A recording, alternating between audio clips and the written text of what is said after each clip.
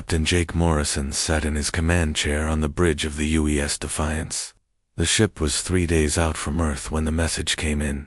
Amy Carter, his communications officer, looked up from her station with worry in her eyes.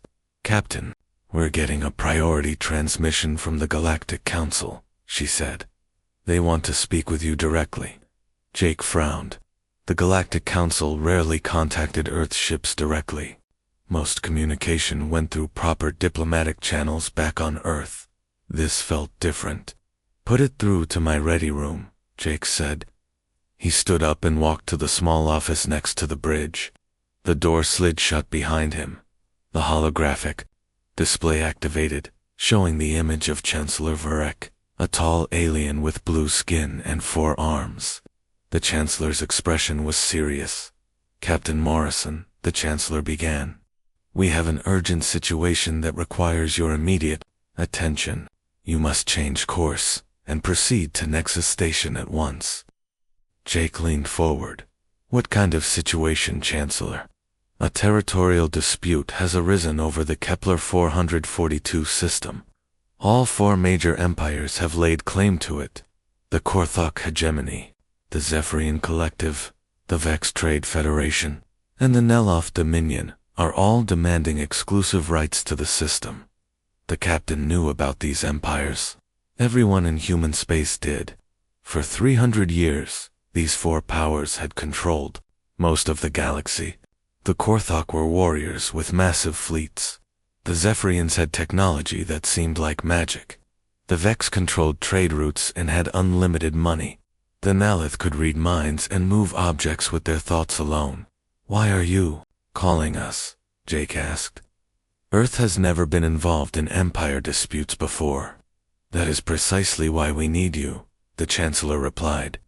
"All 4 empires have agreed to accept human mediation. They see Earth as neutral in this matter." Jake felt suspicious. In his 10 years as a starship captain, he had learned that when something seemed too good to be true, it usually was. The empires had never shown much interest in humanity before. Earth was considered a backwater world with primitive technology. "When do they want to meet?" Jake asked. "They are already gathering at Nexus Station. You have 4 days to arrive." "Captain Morrison, I must stress the importance of this mission. If these empires go to war over Kepler 442, it could destabilize the entire galaxy." The transmission ended, leaving Jake alone with his thoughts. He walked back to the bridge and called his senior staff to the conference room. Amy Carter arrived first, followed by Ben Rodriguez, the chief engineer. Dr. Lisa Parker, their science officer, came in with a datapad in her hands. Kyle Foster, the tactical officer, was the last to arrive. "I've just received orders from the Galactic Council," Jake began. "We're being sent to mediate a dispute between the 4 major empires." Ben whistled low. "That's a big job for a single Earth ship." "My thoughts exactly," Jake replied. "Amy, what's your take on this?" The communications officer shook her head. "It feels like a trap, sir. The empires have never asked for human help before. Why start now?" Dr. Parker looked up from her datapad. "I've been researching the Kepler 442 system since the message came in. It's rich in rare minerals, but that's not unusual. There are plenty of resource-rich systems in the galaxy. There must be something special about this one." Kyle Foster crossed his arms. "If all 4 empires want it, there's going to be trouble. Their fleets are already massive. If they start shooting at each other near a diplomatic station, people will die," Jake finished. "Lots of people." Ben leaned forward. "Captain, our ship is good, but we're just one vessel. If things go wrong, we won't be able to protect ourselves against 4 Empire fleets." Jake understood his crew's concerns. The Defiance was a good ship with a skilled crew, but it was designed for exploration and diplomacy, not warfare. Against the combined might of 4 galactic empires, they would be completely outmatched. "I know the risks," Jake said, "but Earth Command has already approved the mission. They see this as an opportunity to prove that humanity has value on the galactic stage. Dr. Parker nodded. The Chancellor was right about one thing. If these empires go to war, millions of innocent people could die. Trade routes would be disrupted. Smaller civilizations would be caught in the middle. Amy looked worried. What if they're planning to use us as scapegoats? If the negotiations fail, they could blame Earth and unite against us. It was a valid concern. The four empires had been rivals for centuries, but they had never hesitated to work together when it served their interests. Humanity was still new to galactic politics and could easily become a target. We'll have to be very careful, Jake said. Our job is to find a solution that works for everyone. We can't favor any one empire over the others. Kyle snorted. Good luck with that. Each empire thinks they're superior to everyone else. The Korthok believe might makes right. The Zephyrians think their technology gives them the right to rule. The Vex buy what they want and crush what they can't buy. The Nalath consider everyone else to be inferior minds. That's exactly why they might listen to us, Dr. Parker said. We're not part of their power games. We don't have centuries of grudges and rivalries clouding our judgment. Ben looked skeptical. Or they might see us as easy to manipulate. Jake stood up. There's only one way to find out. Ben, I want the engines running at maximum efficiency. Amy, send a message to Nexus Station, confirming our arrival time. Kyle, review our defensive systems. Lisa, I want everything you can find about the Kepler 442 system and why it's so important. As his crew left to carry out their orders, Jake remained in the conference room. He stared out the small window at the stars rushing past. In 4 days, they would arrive at Nexus Station and face the most powerful forces in the galaxy. He thought about Earth, 300 light-years behind them. Humanity had only joined the galactic community 50 years ago. Before that, they had been alone in the universe, struggling with their own problems and fighting their own wars. Now they were being asked to solve a dispute that could affect billions of lives across hundreds of worlds. It seemed impossible, but Jake had learned that humans had a talent for doing the impossible. The next 4 days passed quickly. The crew worked around the clock to prepare for the mission. Amy studied diplomatic protocols from dozens of different species. Ben fine-tuned every system on the ship. Kyle ran combat simulations, just in case. Dr. Parker compiled detailed reports on empire culture and psychology. Jake spent his time reading everything he could about previous territorial disputes. Most had been resolved through shows of force or economic pressure. A few had led to wars that lasted for decades. On the morning of the 4th day, Nexus Station appeared on their screens. The massive structure was over 10 kilometers long and housed diplomatic facilities for hundreds of different species. Around it floated the fleets of 4 empires, each keeping a careful distance from the others. Captain, Amy reported, we're receiving docking instructions from station control. Jake looked at the display, showing the 4 fleets. Hundreds of warships from each empire, enough firepower to destroy entire star systems. In the middle of it all was the Defiance, a single human ship carrying the hopes of Earth. Take us in, Jake ordered. It's time to see if humanity really can make a difference in this galaxy. The docking bay of Nexus Station was huge, but even so, Captain Jake Morrison felt small as he walked down the ramp of the Defiance. The station was built to accommodate ships from hundreds of different species, and the ceiling stretched high. Above their heads, Amy Carter walked beside him, carrying a datapad with translation software. Ben Rodriguez and Dr. Lisa Parker followed close behind. Kyle Foster stayed on the ship to monitor the situation and keep an eye on the Empire fleets still floating outside. Captain Morrison, a voice called out. Jake turned to see a tall, thin alien approaching them. The creature had pale green skin and wore elaborate robes marked with diplomatic symbols. I am Ambassador Colden, Station Administrator, the alien said in accented English. The Empire representatives, are waiting for you in Conference Hall 7. As they walked through the station corridors, Jake noticed the heavy security presence. Guards from different species stood at every intersection, and he could see weapon scanners built into the walls. The atmosphere was tense.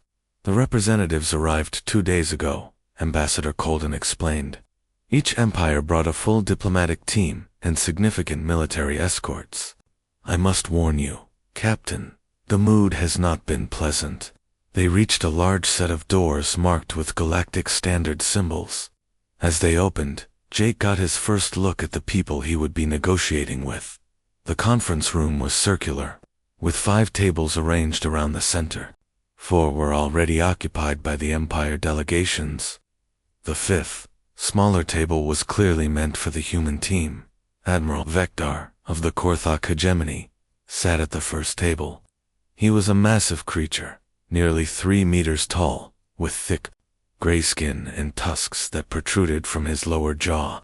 His uniform was covered in military decorations, and Jake could see the handles of several weapons attached to his belt.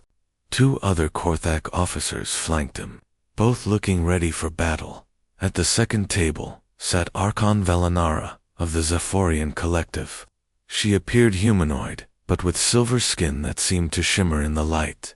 Her eyes were completely black, with no visible pupils. Her clothing looked like it was made of some kind of energy field, rather than fabric. Jake had heard that Zephyrian technology was so advanced it seemed like magic to most other species. Trade Prince Zordon, of the Vex Trade Federation, occupied the third table. He was shorter than the others, but wore robes that sparkled with embedded, precious metals. Rings covered his fingers, and a golden crown sat on his head. Several assistants surrounded him, all carrying financial data pads and communication devices. The 4th table held Empress Liliana of the Nalith Dominion. She was beautiful in an otherworldly way, with pale blue skin and white hair that moved, as if underwater, despite the lack of any breeze. Her eyes seemed to look right through Jake, and he felt a slight pressure in his mind as their gazes met. He had been warned about Nalath's psychic abilities. Jake led his team to the human table and sat down. The room fell silent as all eyes turned to him. Thank you all for agreeing to meet, Jake began. I understand there is a dispute over the Kepler 442 system. Admiral Dektar slammed his fist on the table. There is no dispute. The Korthok hegemony has the strongest claim to that system. We discovered it through military reconnaissance, and we have the power to take it. Archon Velanara's voice was calm but cold. Discovery means nothing without the ability to properly utilize resources. The Zephyrian Collective has the technology needed to extract the system's true value. Primitive military thinking cannot comprehend the possibilities. Trade Prince Zordon laughed, a sound like coins clinking together. Technology and military might are worthless without economic infrastructure. The Vex Federation has already invested significant resources in surveying trade routes to the system. We have purchase agreements with mining consortiums ready to begin operations. Empress Liliana spoke without moving her lips, her voice echoing directly in everyone's minds. Physical claims are meaningless. The Nalith Dominion has achieved psychic communion with the worlds of Kepler 442. We understand their true nature in ways these others cannot. Dr. Parker leaned over to Jake and whispered, "This is worse than I expected. Each empire is using completely different criteria to justify their claim." Jake nodded and stood up. "I can see that each of your civilizations has valid reasons for wanting access to this system. However, exclusive control by any one empire would create instability. What if we discussed a shared arrangement?" The reaction was immediate and hostile. Admiral Vector growled, "Korthak, do not share what is rightfully ours." Archon Velanara's eyes flashed. The collective has no interest in accommodating inferior technologies. Trade Prince Zordon shook his head.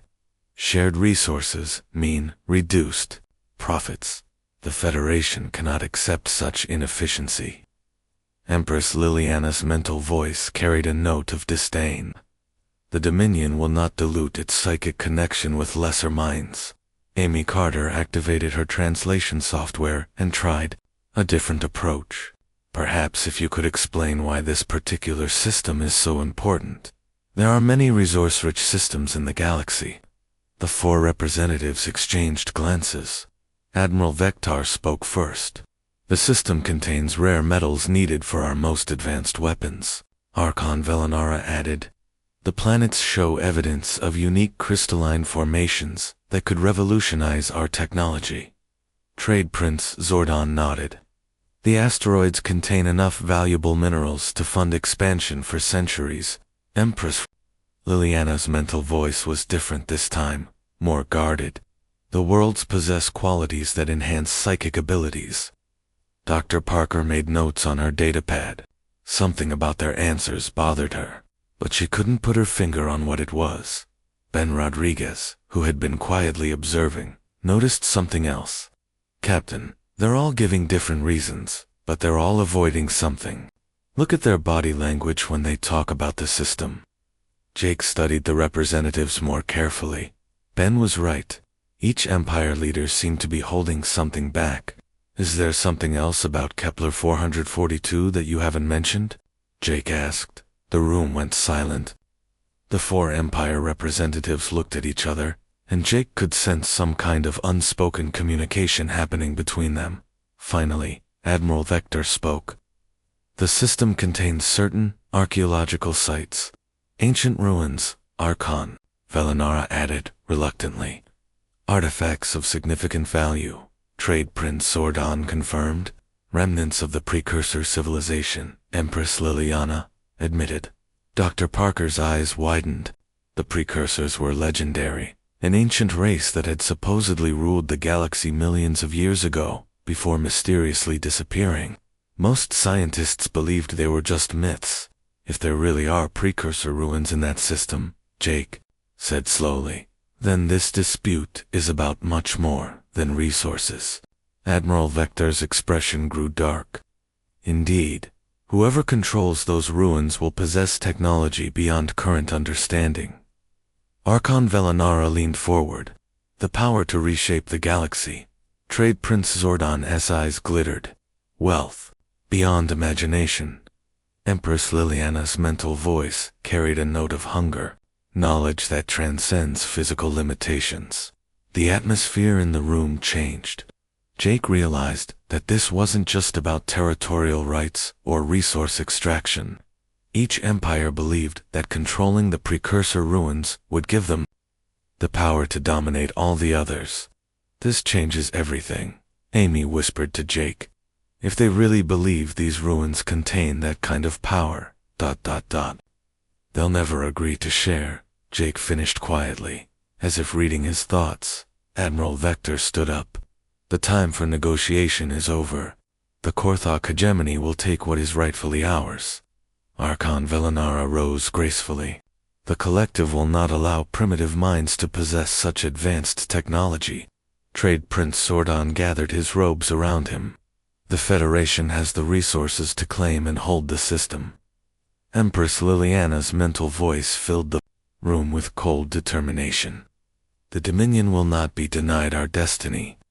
One by one, the Empire representatives left the conference room, their delegations following behind them. Within minutes, Jake and his team were alone.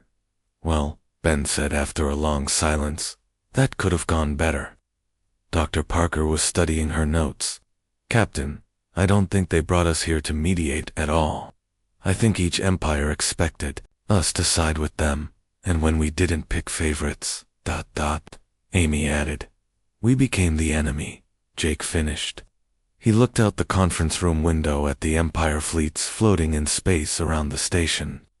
I have a feeling our real problems are just beginning. The next morning, Captain Jake Morrison received 4 separate messages. Each empire wanted to meet with the human delegation privately. Jake knew this was a trap, but he also knew they had to play along if they wanted any chance of preventing a war. They're trying to divide us, Amy Carter said as they reviewed the messages.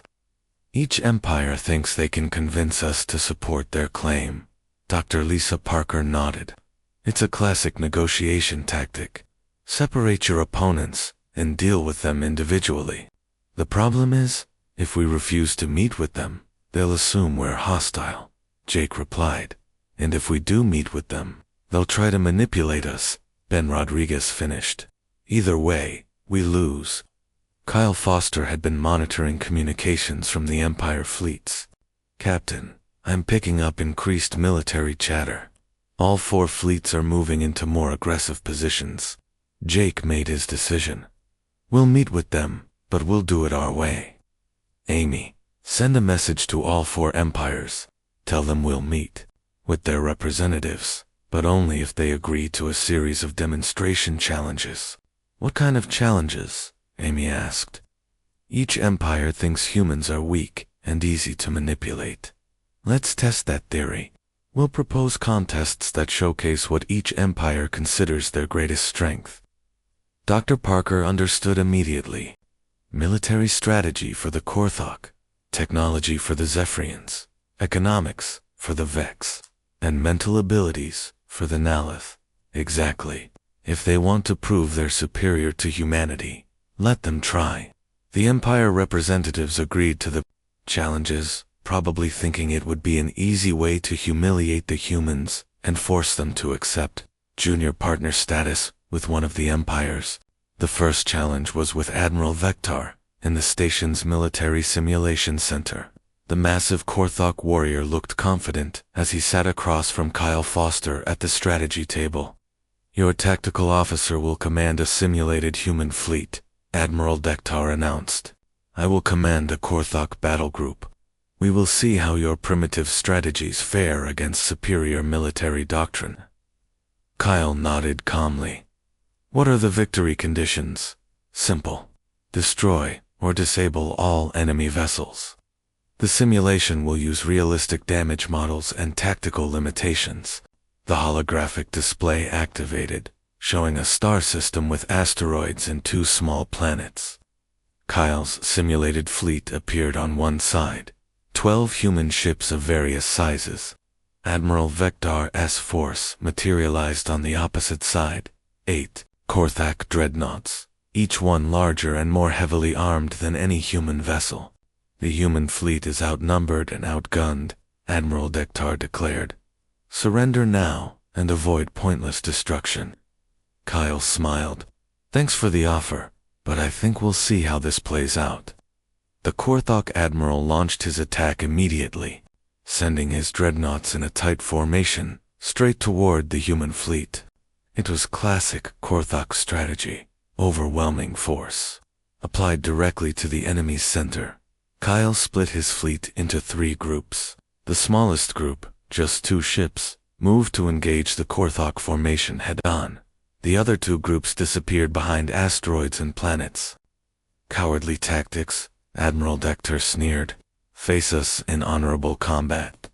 His dreadnoughts opened fire on the 2 human ships, destroying them quickly. But as the Korthok formation moved forward to finish off the rest of the human fleet, Kyle's trap was sprung. The hidden human ships emerged from behind the asteroids and planets, attacking the Korthok rear and flanks simultaneously. The Korthok dreadnoughts were powerful, but they were designed for frontal assault, not for defending against attacks from multiple directions. Kyle's ships used hit-and-run tactics, striking quickly and then retreating before the heavy Korthok weapons could lock onto them. When the dreadnoughts turned to face one group of attackers, another group would strike from a different angle. Within 20 minutes, half of the Korthok fleet was disabled.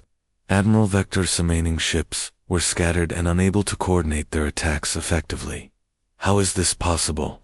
The Admiral growled. Your ships are inferior. Individual ships, yes, Kyle agreed, but warfare isn't just about the strength of individual units.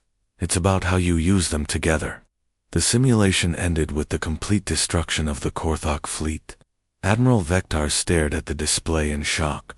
In 300 years of galactic warfare, no one had ever defeated a Korthok battle group so decisively. The second challenge took place in the station's engineering laboratory. Archon Velinara of the Zephyrian Collective faced off against Ben Rodriguez in a technology contest. You will be given basic materials in 1 hour to create a functional device, the Archon announced.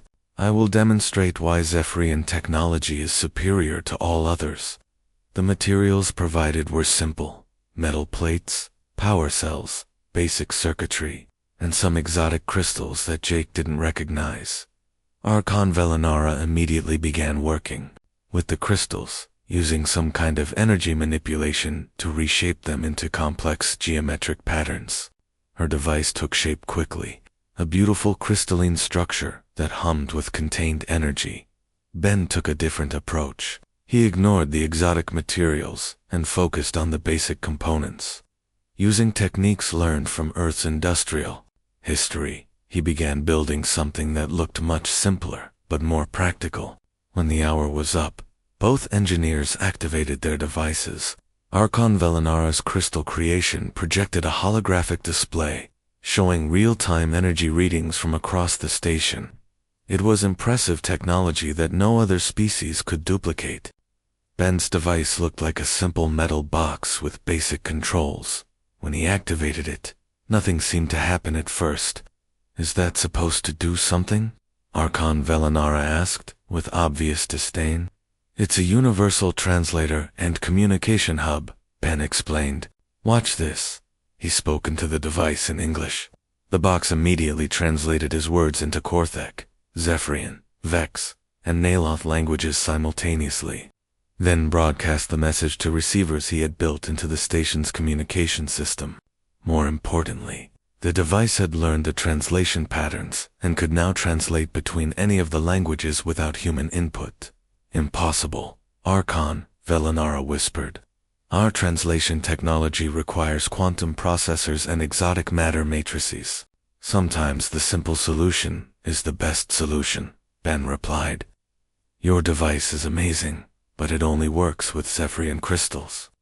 My device can be built by anyone using materials found on almost any world. The third challenge was economic. Trade Prince Zordon faced Amy Carter in the station's market simulation center.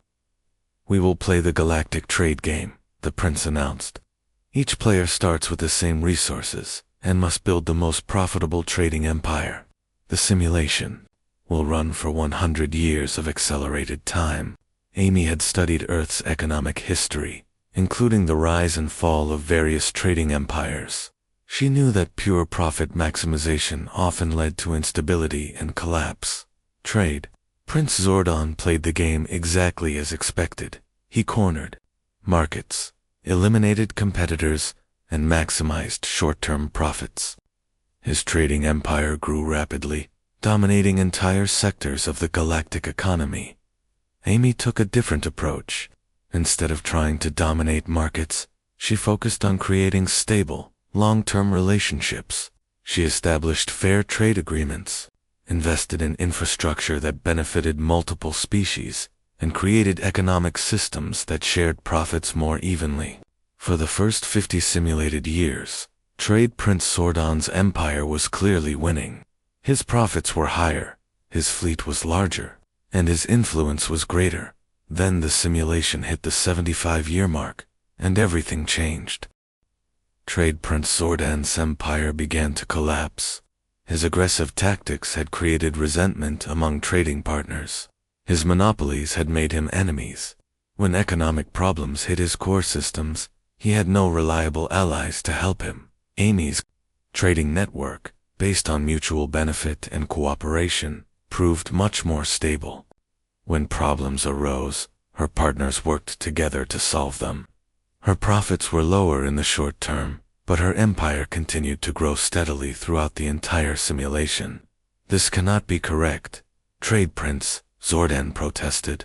Maximum profit should lead to maximum success. Only if you ignore the human factor, Amy replied. Economics isn't just about numbers.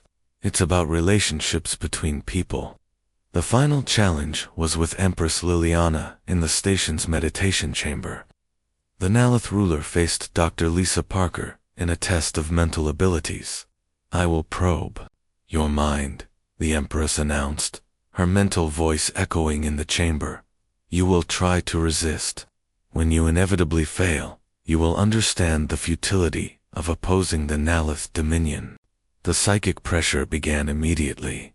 Dr. Parker felt the Empress's mind pressing against hers, trying to break through her mental defenses and take control of her thoughts.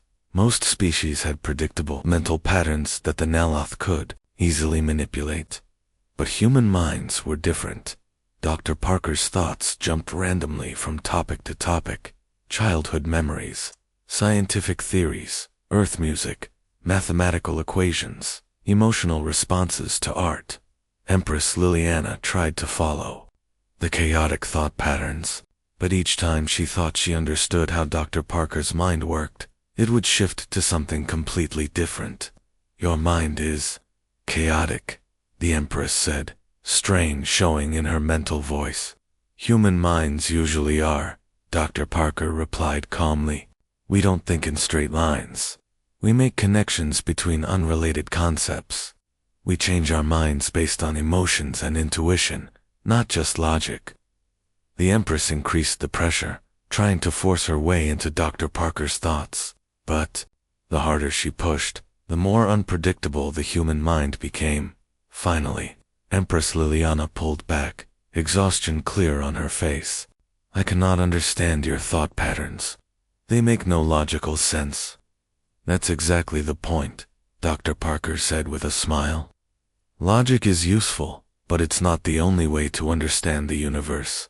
As word of the 4 challenges spread through the station, the Empire representatives began to realize that they had made a serious mistake. Humanity was not the weak, primitive species they had assumed. The defeats in the 4 challenges had shaken the Empire representatives badly. Captain Jake Morrison could see it in their faces when they returned to the conference room. What had started as arrogant confidence had turned to confusion and anger. Admiral Vector was the first to speak, his voice rough with frustration. These contests prove nothing. In real warfare, numbers and firepower are what matter. Archon Velinara's Silverskin seemed duller than before. Primitive solutions may work in simple situations, but advanced technology will always triumph in the end.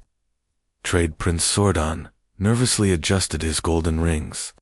Short-term thinking cannot replace the wisdom of centuries of economic dominance. Empress Liliana's mental voice carried an edge of uncertainty. Chaotic minds may resist organization, but order will always overcome chaos. Dr. Lisa Parker exchanged glances with Jake. The Empire representatives were trying to convince themselves as much as anyone else. Perhaps we can return to discussing the Kepler 442 system, Jake suggested. Now that we understand each other better, maybe we can find a solution that works for everyone. Admiral Vector slammed his fist on the table again, but this time, it seemed more desperate than commanding. There will be no sharing. The Korthok hegemony has decided to take the system by force. The other representatives nodded in agreement. Whatever had been holding them back before was gone now. Archon Velinara stood up slowly. The collective agrees. The time for words has ended. Trade Prince Zordon gathered his robes around him. The Federation will claim what is rightfully ours. Empress Liliana's mental voice filled the room with cold determination. The Dominion will no longer tolerate interference. But this time, their departure from the conference room felt different. Instead of walking away in separate directions, the 4 representatives moved together toward the same exit. Amy Carter noticed it first. Captain, they're coordinating with each other. Ben Rodriguez pulled out his scanner and checked the readings. I'm detecting secure communications between all 4 Empire fleets.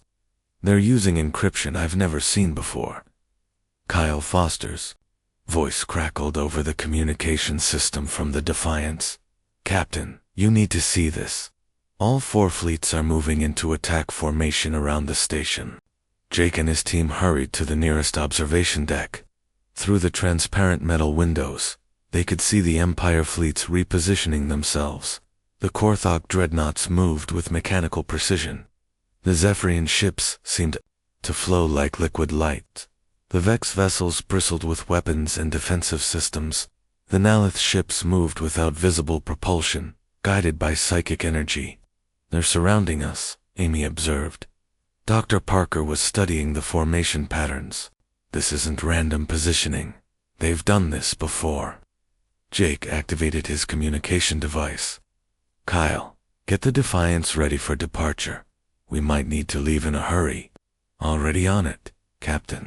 But I have to tell you, we're seriously outnumbered.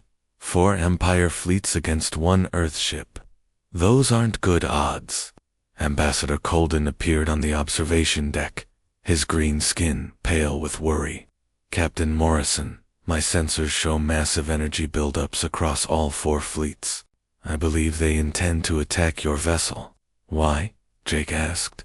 "What happened to their territorial dispute?" "I fear they have decided that eliminating the human presence is more important than fighting each other over." "Kepler 442, the ambassador replied. Amy's communication device beeped with an incoming message. She activated it, and the holographic images of all 4 Empire representatives appeared simultaneously. Admiral Dektar spoke first. "Captain Morrison, you and your crew will surrender immediately and submit to Empire authority." Archon Velinara's voice was cold and precise. "Your interference in Empire affairs cannot be tolerated." Trade Prince Zordon. S. golden crown glittered as he nodded. "Earth will accept its proper place as a client species of the Empires." Empress Liliana's mental voice echoed with finality. "Resistance is futile. Submit now, and your deaths will be quick." Jake looked at his team. Amy's face was determined but worried. Ben was already calculating escape routes. Dr. Parker seemed fascinated by this development, even in the face of danger. "And if we refuse?" Jake asked. "Then you will be destroyed." Admiral Dektar growled. "Your ship is alone and outnumbered. You cannot possibly hope to survive against the combined might of 4 Empire fleets." The holographic images flickered and disappeared. Through the observation deck windows, Jake could see weapon systems powering up across hundreds of Empire warships. "Kyle, how long before we can break free of the station's docking clamps?" Jake asked into his communicator. 30 seconds, Captain. But once we're free, where are we supposed to go? They've got us completely surrounded." Jake was about to answer when Ben Rodriguez grabbed his arm. "Captain, I'm reading some very strange energy signatures from our ship." "What kind of energy?" "Signatures. I don't know. Systems I've never seen before are coming online. It's like the Defiance has been hiding parts of itself from us." Amy's eyes widened. "Captain, I'm receiving a message from Earth Command. It's coded with the highest security protocols." "Put it through." Admiral Sarah Stone appeared on Amy's communication device. Her face was grim, but determined. "Captain Morrison, it's time you learned the truth about your mission." "Admiral, what's going on?" "The Empire fleets are preparing to attack us." "I know. We've been monitoring the situation." "Captain, the Defiance isn't just an exploration vessel. It's a testbed for experimental technology that Earth has been developing in secret." Jake felt his world shift. "What kind of technology?" "Adaptive. Systems based on human problem-solving abilities. The ship's computer has been learning from every challenge you've faced. Your tactical victories over the Empires weren't just due to crew skill. The ship itself has been analyzing their strategies and developing countermeasures." Ben was staring at his scanner readings. "Captain, the energy signatures are off the charts now. The ship's hull is reconfiguring itself. The Defiance has quantum adaptive armor," Admiral Stone continued. "It learns from each attack and adjusts its defensive systems accordingly. The ship's AI has been studying galactic warfare patterns for months." Kyle's voice came through the communicator with excitement and disbelief. "Captain, you need to get back here. The ship is showing me tactical displays I've never seen before. It knows exactly where every Empire vessel is positioned and what their optimal attack patterns will be." Dr. Parker was putting the pieces together. That's why Earth Command sent us on this mission. They knew the empires would eventually turn hostile. This was always a test, not just a test, Admiral Stone corrected. A demonstration. The galaxy needs to understand that humanity brings something new to the table. Not just better weapons or stronger ships, but a completely different approach to problem solving. The first shots fired by the Empire fleets lit up space around Nexus Station. Energy beams and missiles streaked toward the small human vessel. Jake and his team ran through the station corridors toward their ship. Behind them they could hear Admiral Vector's voice booming over the station's communication system. The human vessel will be destroyed as an example to all who would challenge Empire authority. They reached the Defiance just as the first wave of attacks struck the ship's hull. But instead of exploding or taking damage, the ship's armor seemed to absorb the energy and redirect it. As Jake reached the bridge, he saw Kyle staring at displays filled with tactical information.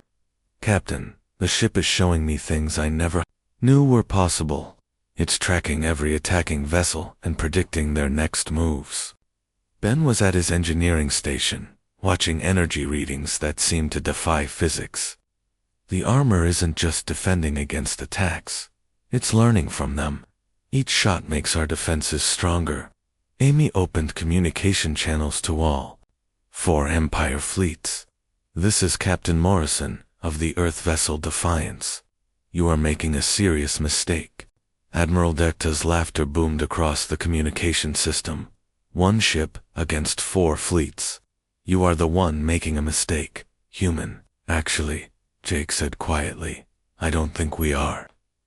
The Defiance broke free of the docking clamps and moved into open space.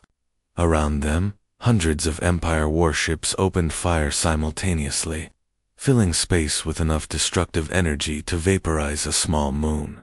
But the human ship didn't vaporize. Instead, it began to glow with absorbed energy, and Jake realized that their real test was just beginning. The space around Nexus Station had become a storm of energy and explosions. Hundreds of Empire warships poured their firepower into the single human vessel. But the Defiance refused to die. Captain Jake Morrison watched his displays in amazement as the ship's adaptive systems responded to each attack. Every energy beam that struck their hull was analyzed, absorbed, and used to strengthen their defenses. Every missile that exploded against their armor taught the ship's AI new ways to deflect similar weapons. "This is impossible," Admiral Vector's voice crackled over the communication system. "No single ship can withstand the combined firepower of 4 Empire fleets." Kyle Foster was at his tactical station, working with systems he had never seen before. The ship's AI, which the crew had nicknamed Darwin, was feeding him targeting information faster than any human could process. "Captain Darwin is showing me the weak points in their formations," Kyle reported. "It's analyzed their attack patterns and found the optimal response strategies." Ben Rodriguez was monitoring the engineering systems, watching power levels that should have been impossible. "The ship is using energy from their attacks to power our own weapons. We're actually getting stronger the more they shoot at us." Dr. Lisa Parker was at her science station, studying readings that defied everything she knew about physics. "Captain, this adaptive technology isn't just about defense. The ship is learning to predict their tactics before they even decide what to do." Jake opened a communication channel to all 4 Empire fleets. "This is Captain Morrison. You need to stop this attack before someone gets hurt." Archon Velinara's voice was filled with disbelief. "How are you surviving this? Our weapons should have destroyed you 10 times over." "Your weapons are designed to fight enemies that think like you do," Jake replied. "But human technology adapts and learns. The longer you attack us, the better we get at defending ourselves." "Trade." Prince Odon's voice carried a note of panic. "This violates all known principles of warfare. How can one ship defeat hundreds?" "It's not about numbers," Jake explained. "It's about thinking differently." Empress Liliana's mental voice reached out to the human crew, trying to penetrate their minds and understand what was happening. But she found the same chaotic, unpredictable thought patterns that had frustrated her during the challenges. Jake made his decision. Kyle, begin targeting their weapon systems. I want them disabled, not destroyed. Yes, sir. The Defiance began its counterattack, but it was unlike anything the Empires had ever seen.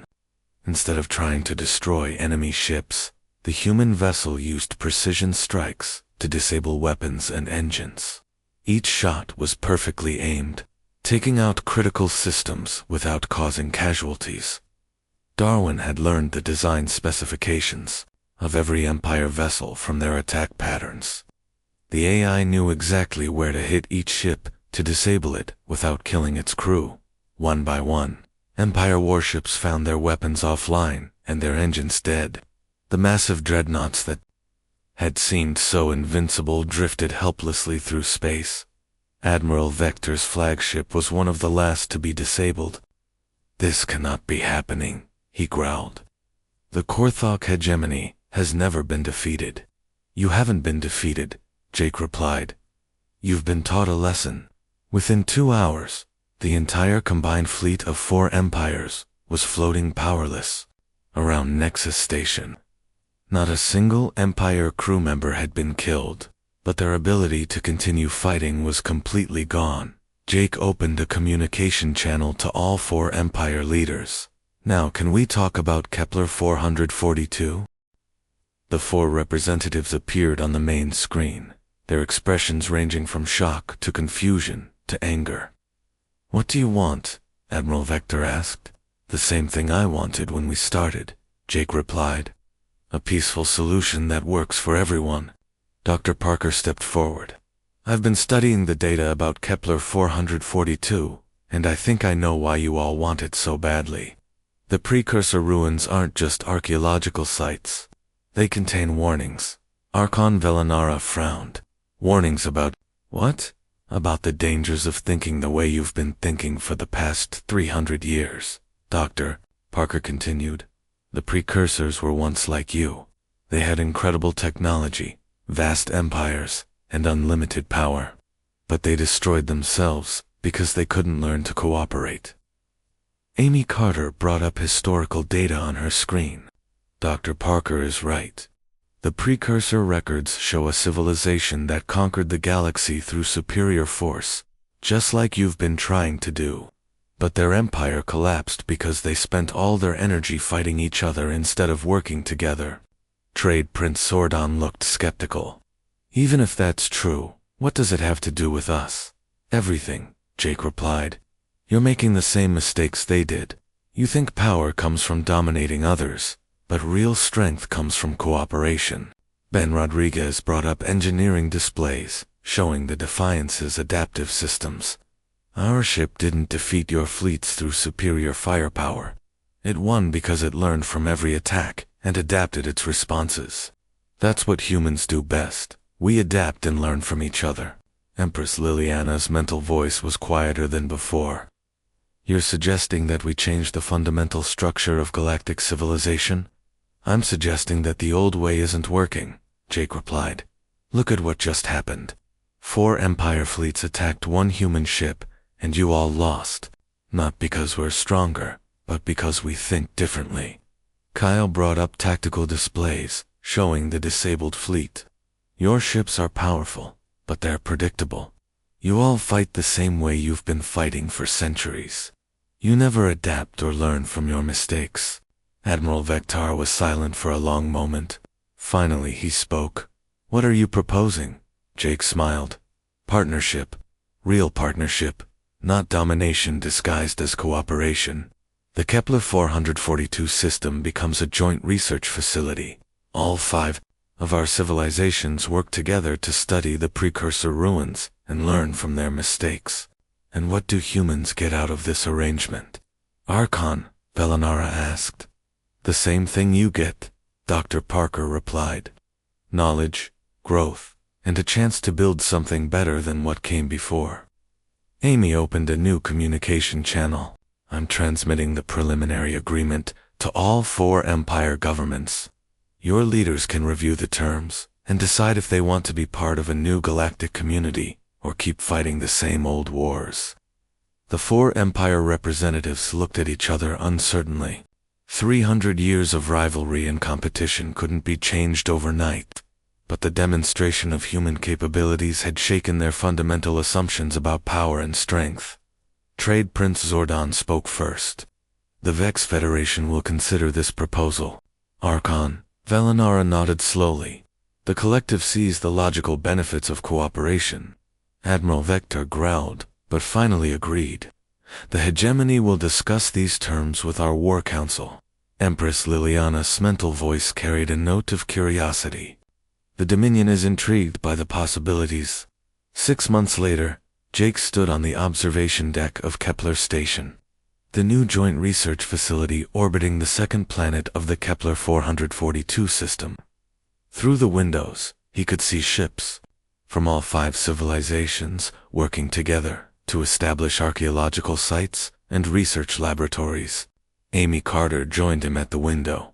Hard to believe it worked out this well. It almost didn't, Jake replied.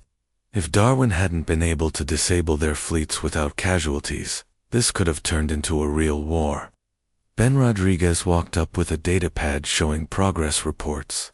The precursor ruins are even more extensive than we thought. Dr. Parker's team has found records of at least 12 different civilizations that rose and fell before the empires came to power. Kyle Foster approached from the security station, and every single one of them collapsed for the same reason: they couldn't learn to work together. Dr. Parker emerged from the research section with excitement in her eyes. Jake, you need to see this. We've found precursor technology that could revolutionize space travel. But it only works when multiple species operated together. It literally requires cooperation to function. Jake smiled as he watched a mixed crew of humans, Korthok, Zephyrians, Vex, and Naloth, working side by side on a research ship. Maybe that was the point. Maybe the precursors left this technology here hoping that someone would eventually be smart enough to use it properly. A communication alert sounded, and Amy activated the station's main display. Admiral Stone appeared from Earth, her face showing pride and satisfaction.